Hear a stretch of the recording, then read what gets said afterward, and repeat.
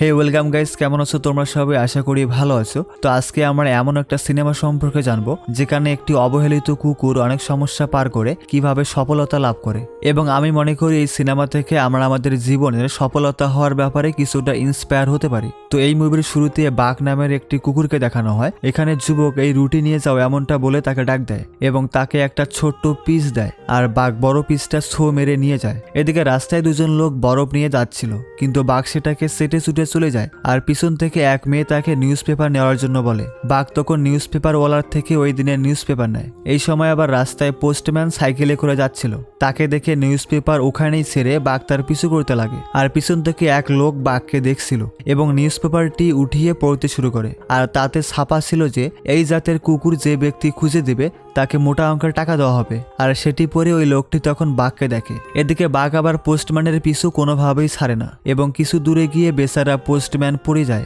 সে তখন এই মেয়েকে বলে যে, কুত্তা সামলা ম্যাডাম, আমাকে মারতে চাও নাকি? ওই মেয়েটি এবার বাঘকে বলে, বাঘ তুমি ঘরে যাও এবং সবাইকে জাগাও, গুড বয়। এখন বাঘ আবার করে কি, সে ঘরে ফিরে সবাইকে জাগানোর বদলে টর্চার করেছিল। ওই বেচারাদের বেডে লাফিয়ে লাফিয়ে তাদের হাওয়ায় ওড়াচ্ছিল, আর সে এত জোরে এসব করেছিল যে কিচেনে রাখা কাপ কাঁপতে শুরু করে। ফলে ওখানকার সবাই বাঘের আওয়াজ শুনতেই সব খাবার লুকিয়ে দেয় এবং বাঘ খুব জোরে কিচেন রুমে আসে। তো ওখানে খাওয়ার কোনো জিনিস সে দেখে না। এতে বেচারা বাঘ তাদের দেখে অসহায় হয়ে তাকিয়ে থাকে, কিন্তু তারা তাকে কিছুই দেয় না এবং তাকে বাইরে তাড়িয়ে দেয়। তারপর বাঘের মালিক তাকে ঘরের বাইরে নিয়ে যায় এবং দরজা বন্ধ করে দেয়, কিন্তু বাঘ ভিতরে আসার জন্য দরজায় আঁচড় কাটছিল এবং মালিক বলে যে আজকের দিনে তুমি বাইরেই থাকবে এবং এতে করে তুমি নিজের ডিসিপ্লিন শিখে যাবে। পরে এতক্ষণে বাঘ একটি খরগোশকে দেখে এবং তার পিছু নেয়। তারপর সে নিজের মাথা গর্তে ঢুকিয়ে দেয়, কিন্তু তবুই সেই খরগোশের নাগাল পায় না। এরপরে যখন সে বাইরে বের হয় তো সে দেখে যে ওখানে অনেক লোক আসছে। তখন জানা যায় যে ঘরে মেহমান আসছে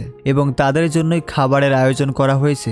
এখন টেবিলে সমস্ত খাবার সেট করে দেওয়া হয়, যা দেখে বাঘ তো খুশিতে নেচে ওঠে। আর যখন এই সমস্ত গেস্ট গ্রুপ ফটো তুলছিল তখন এই ফটো ক্লিক করার সময় মুখে এক মাংসের পিস নিয়ে বাঘ মাঝখানে এসে ফটোর জন্য পোজ দেয় এবং তখন অবাক হয়ে সবাই শুধু বাঘকেই দেখে। তারপর সবাই যখন টেবিলের দিকে তাকায় তো দেখে এমন মনে হয় যে খাবারের উপর যেন ঘূর্ণিঝড় হয়েছে এবং বাঘ তার মুখে একটি বড় মাংসের পিস রেখেছিল। তো মালিক এটা টান দিলে তার হাতে শুধু হাড্ডিই যায় আর মাংসটা বাঘ খেয়ে ফেলে। তো ওই রাতে ওর মালিক তাকে বলে যে একদিনও কি তুমি ডিসিপ্লিন ফলো করতে পারো না? আজকে সবার সামনে তুমি আমার নাক কাটিয়ে দিলে। এবং এই বলে সে দরজা বন্ধ করে দেয় এবং বাঘকে আজকে বাইরে শোয়ার জন্য বলে। তো সকাল হতেই এক লোক সেখানে এসে বাঘকে ডাকে। বাঘ ভাবে এই নতুন অ্যাক্টর কে ভাই। বাঘ তখন সামনে তার কাছে যায়, আর গাইস ওই একই লোক যে আগের দিন নিউজ পেপার পড়েছিল। তো বাঘ তার গাড়িতে অনেক খাবার দেখে এবং তার ভিতরে চলে যায়, আর এই সুযোগে এরা দরজা বন্ধ করে দেয়। এরপরে বাঘকে ট্রেনে করে কোথাও নিয়ে যাচ্ছিল, আর বেচারা বাঘ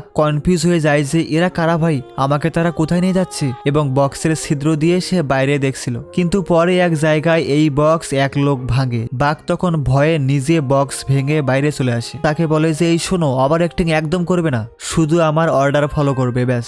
এতে বাঘ তার উপর চড়াও হয়, কিন্তু সে লাঠি দিয়ে তাকে মারে। এখন কোনোভাবে নিজেকে সামলে সে দাঁড়িয়ে পড়ে। ওই লোক বলে যে আমার কথা মেনে নিতেই হবে বুঝলে। আর ভয়ের চোটে বেচারা বাঘ তো চুপচাপ হয়ে যায়। তারপর সে বাঘকে এক খুঁটির সাথে বেঁধে দেয়, কিন্তু বাঘ রশি ছিঁড়ে এবং সবাইকে ধাক্কা দিয়ে উপরে চলে আসে। আর উপরে গিয়ে জানা যায় যে সে এখন শিপে মানে জাহাজে আছে এবং ওই শিপ উত্তর দিকে যাচ্ছে। তখন বাঘের ওখানকার লোকেদের পোশাক একটু অদ্ভুত মনে হয়, আর চলতে চলতে সে প্রথমবার বরফে পা রাখে এবং ওই মোমেন্টকে বাঘ খুব এনজয় করেছিল।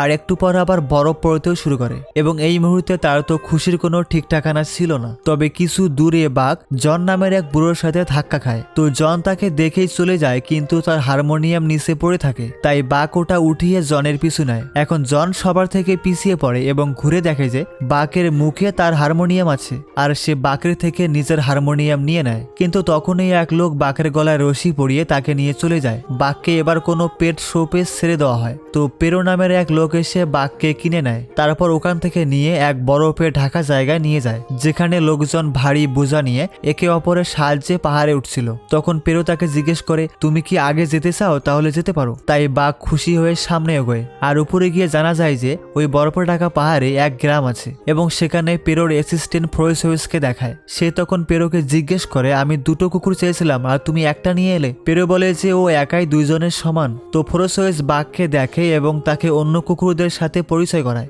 যাদের মধ্যে এর নাম হচ্ছে স্পিড। তাকে দেখিয়ে বলে এ হচ্ছে স্পিড আর আজ থেকে এই তোমার বস। তারপর কুকুরদের এক গাড়ির সাথে বেঁধে দেয় এবং কুকুররা জোরে দৌড়াতে থাকে। আর বাঘ এখানে নতুন হওয়ার কারণে একটু ঘাবড়িয়ে যায় এবং সব কুকুর একদিকে দৌড়াচ্ছিল আর বাঘ অন্য কোনো দিকে হামাগুড়ি দিচ্ছিল, ফলে কিছু দূরে গিয়ে গাড়ি উল্টে যায়। এবার পরের দিন আবার সেই একইভাবে কুকুরদের বাধা হয়, মানে এভাবে তারা মূলত কিছু পার্সেল ডেলিভারি করে। তো রাতে সব কুকুর যখন মাছ খাচ্ছিল তখন এই স্পিড এক শয়তানের মতো অন্য কুকুরদের মাছ ছিনিয়ে পালানোর চেষ্টা করে। আর এটা দেখে বাঘ বেচারাকে নিজের মাছটা দিয়ে দেয়। তখন তার এই দরদ দেখে বাকি কুকুরদের দিলেও গান বাজতে থাকে, তেরে জैसे यार কাহা আছে আরানা। এতে করে বাঘ পুরাই ম্যানিপুলেট হচ্ছিল।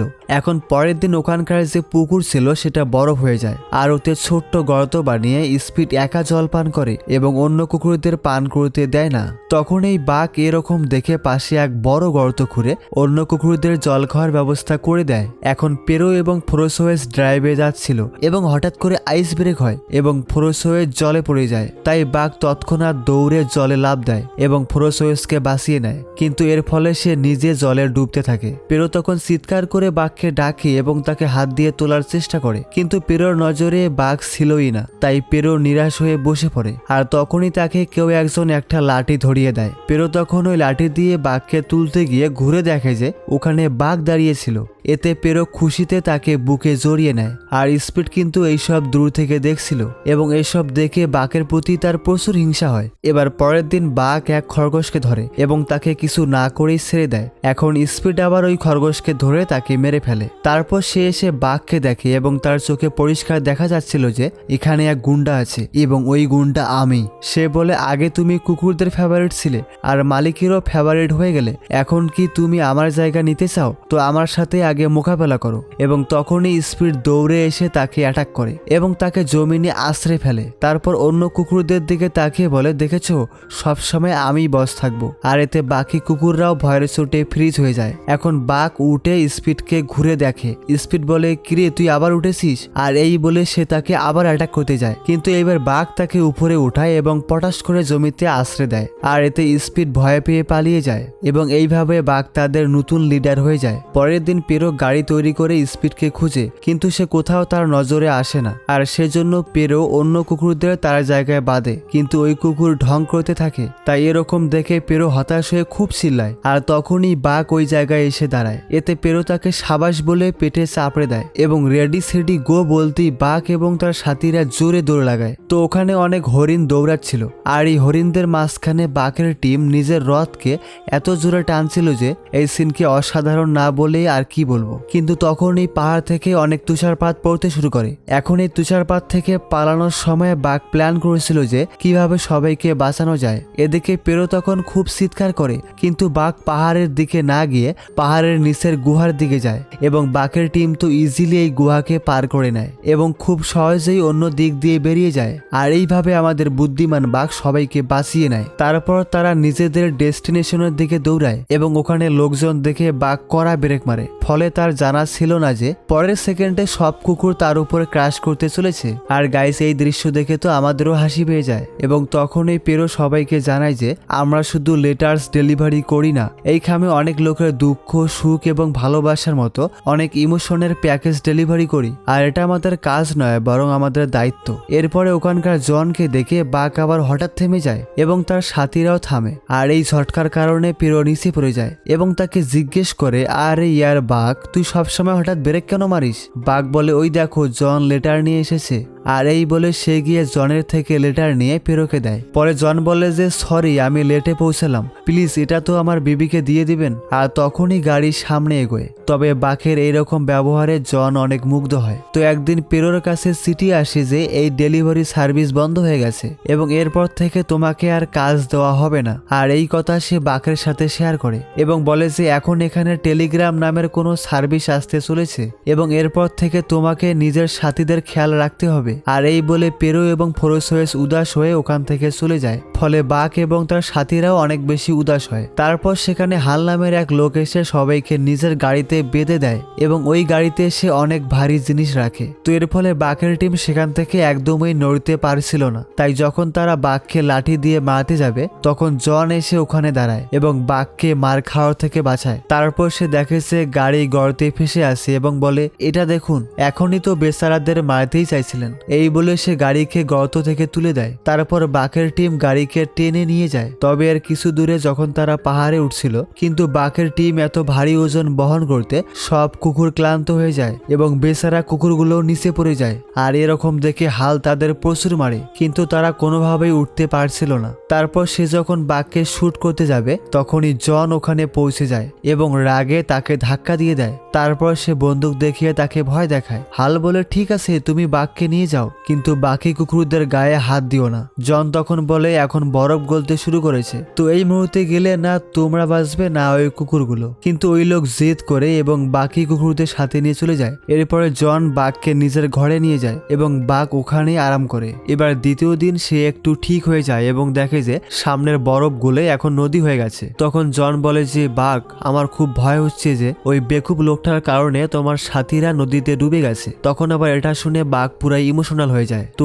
জন এবার যে বারে বসে মদ খাচ্ছিল বাঘ তখন জানালা দিয়ে তাকে দেখে। তখনই সেখানে হাল চলে আসে এবং জনকে মারতে থাকে। আর তখনই বাঘ ভিতরে গিয়ে হালকে অ্যাটাক করে কিন্তু জন তাকে থামিয়ে দেয়। আর তারপর দুজনে ঘরে ফিরে আসে। এখন জনের মদের বোতল বাঘ বরফের ভিতর লুকিয়ে তার উপর বসে থাকে। তখন জন বলে যে বাঘ ওটা আমাকে দিয়ে দাও, আমি ওটা ছাড়া থাকতে পারবো না। তাই সে তখন বাঘকে সরানোর চেষ্টা করে কিন্তু বাঘ সেখান থেকে সরে না। জন তখন বলে তুমি তো সত্যি স্ট্রং গো, কিন্তু ইয়ার আমার ছেলের মৃত্যুর পর আমার ওয়াইফ আর আমি আলাদা হয়ে গেছি। এত বছর আমি এখানে একাই থাকতাম আর এখন তুমি আমার সাথী। এখন তার কথা শুনে বাঘ তার সাথে জড়িয়ে যায়। তো পরের দিন জন এক ম্যাপ দেখিয়ে বলে যে আমার ছেলে সবসময় এখানে যেতে চাইতো যা কোনো ম্যাপে নেই, তো তুমি কি এমন অ্যাডভেঞ্চার ট্রিপে আমার সাথে চলবে? আর এতে বাঘ তো রাজি হয়। তারপর দেখায় যে জন আর বাঘ ছোট একটি বোটে বসে নদীর উপর দিয়ে যাচ্ছে এবং এই সুন্দর জায়গা থেকে জলের ভিতরের মাছগুলো পরিষ্কার দেখা যাচ্ছে। আর এইভাবে 2 দিন ধরে তারা ট্রাভেল করে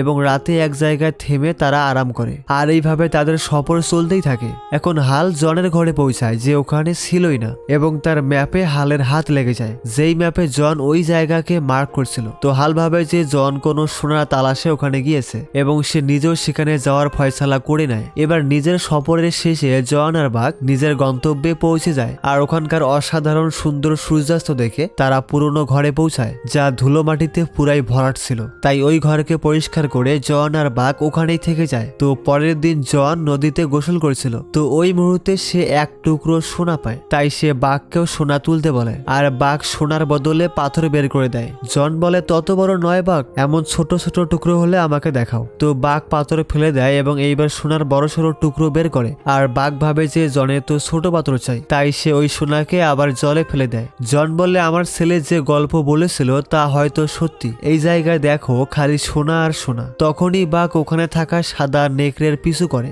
আর তখনই এক শক্তিশালী ভাল্লুক এসে বাঘকে ভয় দেখায়। এখন বাঘ তো ভয়ের চোটে জঙ্গলের দিকে পালায় আর ওদিকে ওই সাদা নেকড়ে বাঘের পায়ে মেরে সে চলে যায়। আর বাঘ তখন নিজের পা ওই নেকড়ের পায়ের ছাপের উপর রাখে। তো সে দেখে যে দুজনেই একদম ম্যাচ হচ্ছে। আর এখন বাঘের মনে হয় যে আরে এ তো আমারই প্রজাতির। পরের দিন সকালে বাঘ নদীর কিনারে শুয়েছিল, তখন নেকড়ের এক দল ওখানে কোনো শুয়োরের শিকার করছিল।